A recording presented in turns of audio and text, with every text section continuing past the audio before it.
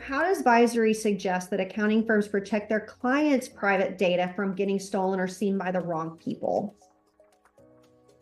Um, I mean, there's a lot of controls, of course, that you can put in place there.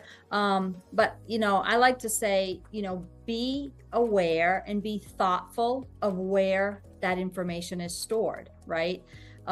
So I tell people, to even make a little inventory, take a little Excel sheet and write down, record every application that you're using, whether it's, an app or file storage or Microsoft SharePoint.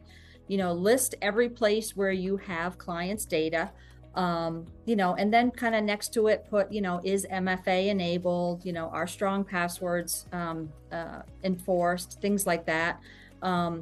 But there's other things that you can do too. You have to know where the data is, right? So if you've got a handle on where you're storing your data, what apps, like you said, it shouldn't be on that C drive, but knowing where it is going to help you to be able to control who has access to it and, what happens with it, right? So once you know where it is, then there's some security measures that you can put around it, right? You can do encryption, right? Meaning that data is sort of encrypted at rest. You can put in firewalls to protect the data from the outside in.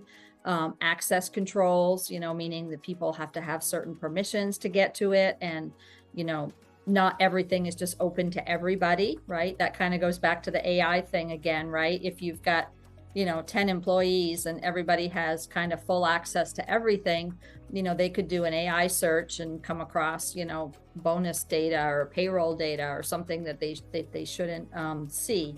So those controls are going to help protect that data to just the people who need it for their jobs.